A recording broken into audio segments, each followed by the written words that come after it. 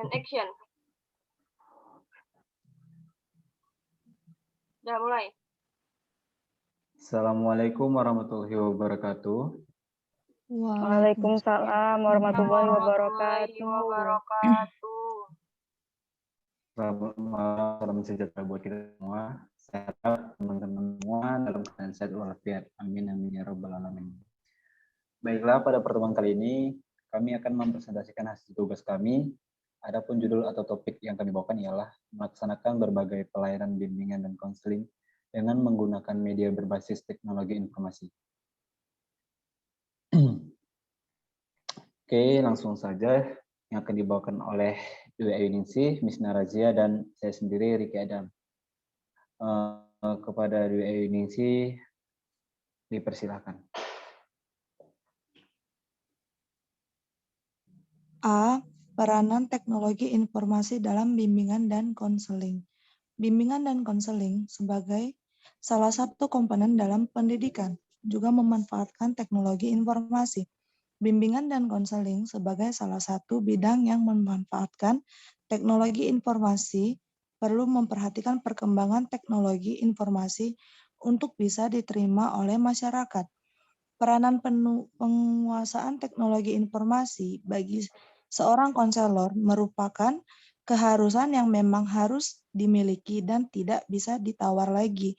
Hal tersebut didasari oleh perkembangan teknologi informasi yang semakin maju dan berkembang.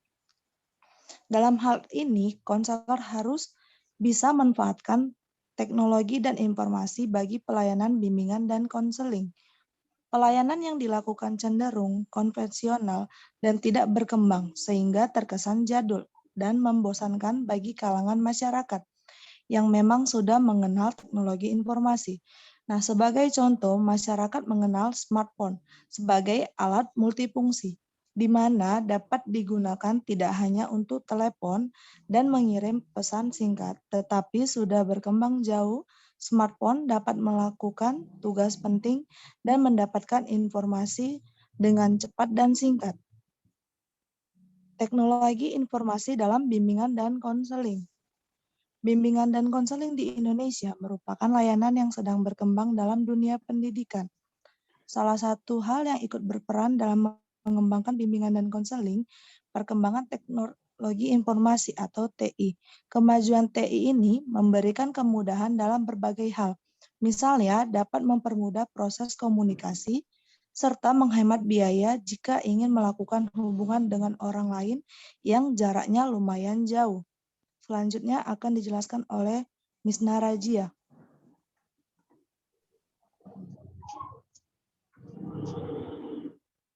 B. Layanan bimbingan konseling berbasis teknologi informasi pada masa PSBB. Pertama, teknologi informasi atau TI. Secara etimologis, akar kata teknologi adalah teknik yang berarti seni, kerajinan, atau keterampilan, dan logia yang berarti kata, studi, atau tubuh ilmu pengetahuan. Istilah teknologi sendiri untuk pertama kali dipakai oleh Phillips pada tahun 1706 dalam sebuah buku berjudul Teknologi. Sedangkan secara harfiah, teknologi adalah metode ilmiah untuk mencapai tujuan praktis ilmu pengetahuan terapan, keseluruhan sarana untuk menyediakan barang-barang yang diperlukan bagi kelangsungan dan kenyamanan hidup manusia. Teknologi adalah aplikasi dari pengetahuan yang berupa alat atau sarana untuk membantu peningkatan efektivitas segala hal dalam mencapai tujuan kehidupan manusia. Agar informasi tersebut dapat diolah lebih optimal, maka teknologi adalah sarana yang tepat sebagai media pengolahan informasi tersebut.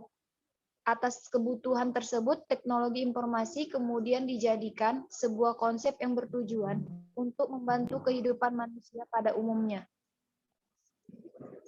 Layanan bimbingan konseling berbasis teknologi informasi berdasarkan pada penjelasan tentang layanan bimbingan konseling dan teknologi informasi di atas dapat dipahami bahwa Pada dasarnya, layanan bimbingan dan konseling berbasis teknologi informasi adalah layanan yang menggunakan atau memanfaatkan teknologi untuk membantu meningkatkan efektivitas pelaksanaan layanan bimbingan dan konseling, mulai dari persiapan, perencanaan, pelaksanaan, evaluasi, dan tindak lanjut.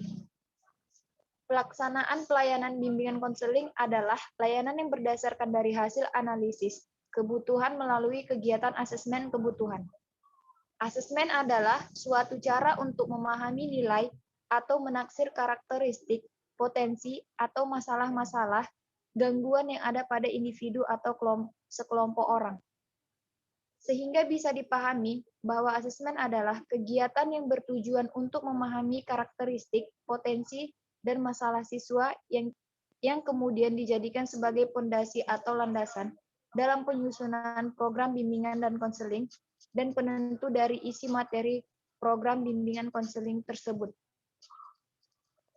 Kegiatan asesmen dalam layanan bimbingan dan konseling meliputi 2 area, yaitu asesmen lingkungan yang terkait dengan kegiatan mengidentifikasi harapan sekolah atau madrasah dan masyarakat, orang tua peserta didik, sarana dan prasarana pendukung program bimbingan, kondisi dan kualifikasi konselor, dan kebijakan pemimpin atau pemimpin sekolah atau madrasah. Kedua, asesmen kebutuhan dan masalah peserta didik yang menyangkut karakteristik peserta didik seperti aspek-aspek fisik atau kesehatan dan keberfungsiannya, kecerdasan, motif belajar, sikap dan kebiasaan belajar, minat-minat pekerjaan, jurusan, olahraga, seni, dan keagamaan, masalah-masalah yang dialami dan kepribadian atau tugas-tugas perkembangannya sebagai landasan untuk memberikan layanan bimbingan dan konseling.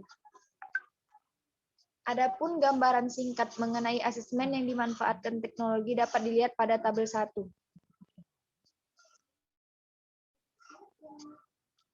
Penggunaan media secara kreatif dan inovatif akan memperbesar kemungkinan bagi siswa atau klien untuk belajar lebih banyak, memahami apa yang dipelajari lebih baik, dan meningkatkan penampilan dan melakukan keterampilan atau kemampuan sesuai dengan menjadi tujuan.